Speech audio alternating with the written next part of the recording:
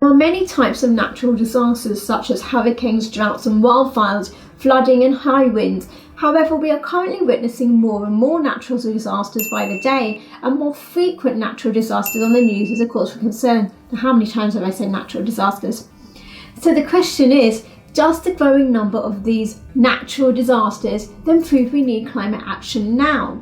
The answer is inevitably a resounding yes. Over the years, we've seen a series of devastating climate disasters in various parts of the world, such as Cyclone Idai, deadly heatwaves in India, Pakistan and Europe, and flooding in Southeast Asia. From Mozambique to Bangladesh, millions of people have already lost their homes, livelihoods and loved ones as a result of more dangerous and frequent extreme weather events.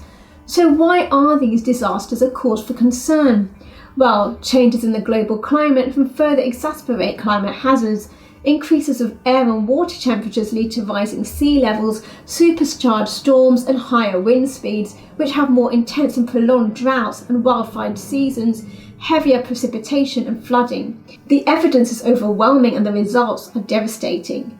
Did you know that more than 20 million people a year are forced from their homes by climate change? More worryingly, the United Nations Environment Programme estimates that adapting to climate change and coping with damages will cost developing countries 140 to 300 billion per year by 2030. In March 2019, Cyclone Idai took the lives of more than 1,000 people across Zimbabwe, Malawi and Mozambique in southern Africa, and it devastated millions more who were left destitute without food or basic services. Lethal landslides took homes and destroyed land, crops and infrastructure. Cyclone Kenneth, for example, arrived just 6 weeks later, sweeping through northern Mozambique, hitting areas where no tropical cyclone had been observed since the satellite era. Now, if we look at the Australian wildfires at the start of 2020, they found that Australia was in the midst of its worst ever bushfire season. The start of 2020 found Australia had the worst ever bushfire seasons, following on from its hottest year on record, which had left soil and fields exceptionally dry. More than 1 billion native animals have been killed, and some species and ecosystems may never recover. Higher sea temperatures linked to climate change have doubled the likelihood of drought in the Horn of Africa region. Severe droughts in 2011, 2017 and 2019 have repeatedly wiped out crops and livestock. Droughts have left 15 million people in Ethiopia, Kenya and Somalia in need of aid, yet the aid effort is only 35% funded.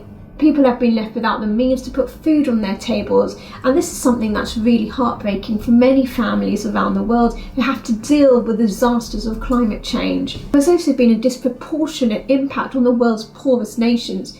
Climate change is forcing people from their homes, bringing poverty on top of poverty and increasing hunger.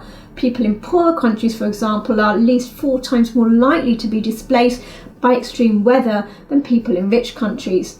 The world faces a race against time to reduce emissions and help the most vulnerable cope with climate impacts that are already being faced today will escalate in the years ahead unless action is taken now.